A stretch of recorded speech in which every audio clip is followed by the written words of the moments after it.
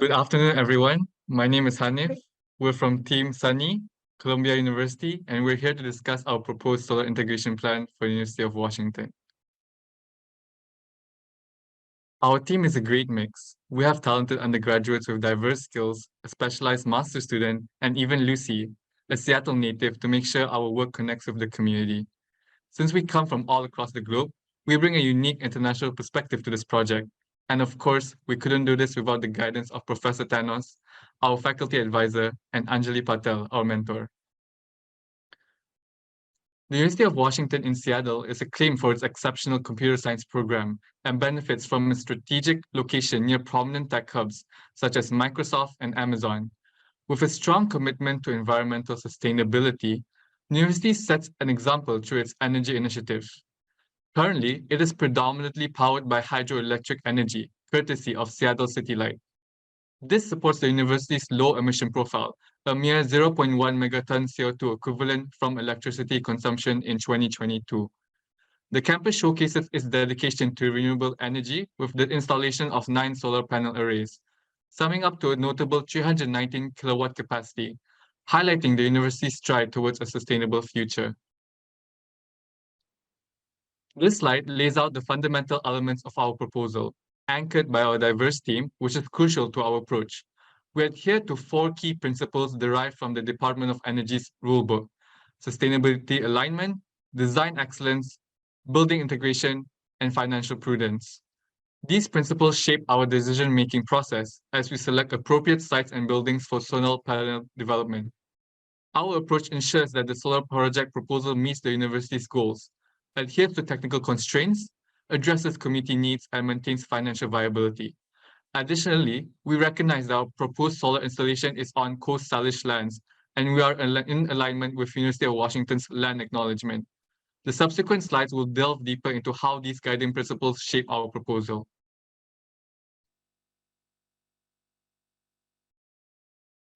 Sustainability alignment echoes the University of Washington's commitment to environmental responsibility. The university has set ambitious sustainability goals, which include a 45% reduction in greenhouse gases by 2030, a 15% decrease in energy usage by 2025, and a plan to double engagement in sustainability efforts by the year 2024. These targets reflect the university's dedication to creating a greener, more energy-efficient future. Place community engagement and branding at the forefront of our solar project, the principle of building integration is essential. The authority having jurisdiction is the City of Seattle. Our proposed solar project will have no potential risk to wetlands, wildlife, and critical habitat. There's also minimal flood risk.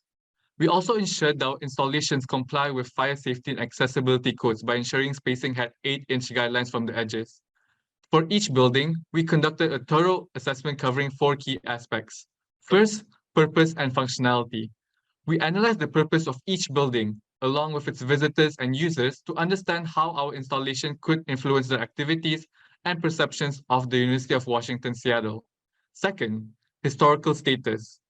We verified that none of the chosen buildings are historic, nor are there near historic sites, avoiding potential community concerns and the complexities of obtaining additional permits. Third, future developments. We considered the future plans for surrounding buildings, particularly in terms of height, to anticipate and mitigate any impact on solar production. Fourth, campus integration.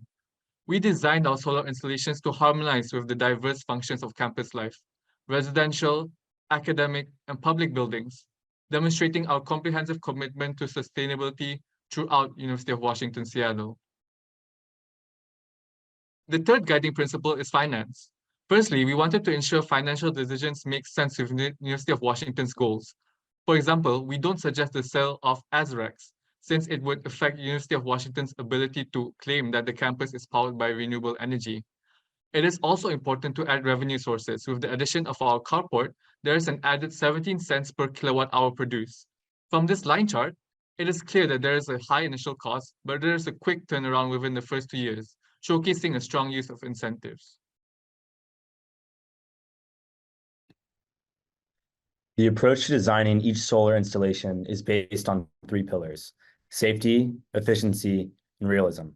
In terms of safety, the systems were designed with the properly rated equipment, wiring, and mounting to ensure overall system stability. For efficiency, the optimal tilt angle, row spacing, and a minimum solar access of 95% were chosen to maximize energy production using the limited solar radiance in Washington. The team also accounted for existing obstructions in future buildings and moving forward with the desired projects.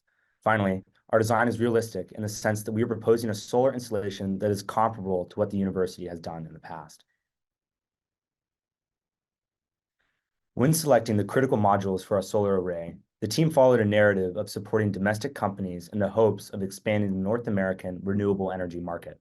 Within that framework, SILFAB monocrystalline panels were selected due to their favorable module power output, as well as their highly regarded durability and quality. When choosing an inverter, we decided on using string inverters as opposed to microinverters due to the lower cost of string inverters. And we chose the Sunny Tri-Power Core 1 due to its high performance, conveniently integrated AC-DC switch disconnects, and its maximum power point trackers that allow for optimal power generation.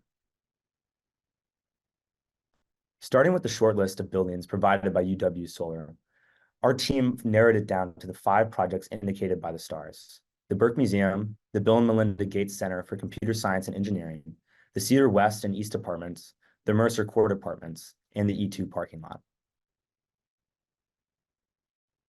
The Burke Museum, which has been serving the campus and the community for over 100 years, was chosen as our inaugural project because it offers the highest building offset potential and because of its particular significance to the community. The museum's south-facing roof is relatively unobstructed, making it ideal for solar panel installation. Additionally, we extended the solar implementation to include the parking lot and the adjoining lawn, enhancing the project's visibility. No significant challenges were encountered regarding building integration. Having undergone recent renovations, the Burke Museum is not classified as a historic building, which will facilitate the smoother project execution. This site is particularly significant as it attracts visitors from the larger Seattle area, not just the university's immediate community. The broad visibility offered by Burke, therefore, underscores the university's commitment to sustainability and serves as a powerful branding opportunity. Financially, the project is projected to achieve a return on investment within 10 years.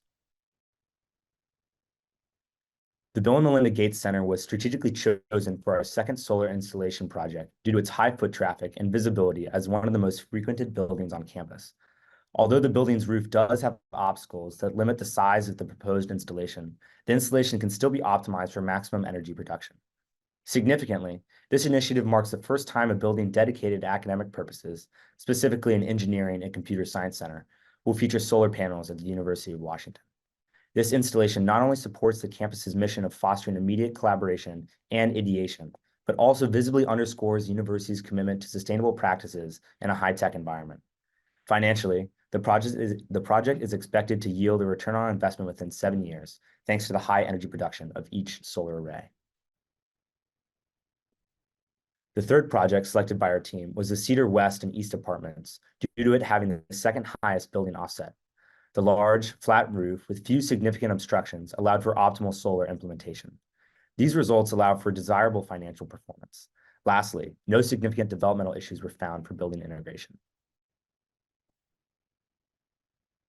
The fourth project selected by the team was the Mercer Court B through E apartments to expand on the existing Mercer A installation. Correspondingly, roof parameters were ideal for all building installations with no roadblocks towards building integration. This solar installation should return savings 3 years after installation. The last project selected by the team focuses on transforming the E2 parking lot into a solar carport, directly aligning with UW's sustainability goals. This project underscores the university's commitment to expanding its EV charging infrastructure by installing 76 EV chargers on site. The height of the solar installation allows for both the PV modules to avoid shading caused by trees to the south and for a wide range of vehicles to park underneath the arrays. This project would provide high visibility towards the university's sustainability efforts while powering 6 of the university's planned 76 EV chargers.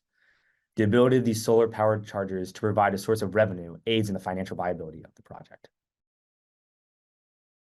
Our project execution is structured around 2 distinct 16-week timelines, each aligned with the peak energy usage patterns of different buildings. The first timeline, running from June to September 2024, focuses on buildings that experience their highest energy demand during the academic year. And the second timeline, from October 2024 to January 2025, targets buildings with peak usage in the summer.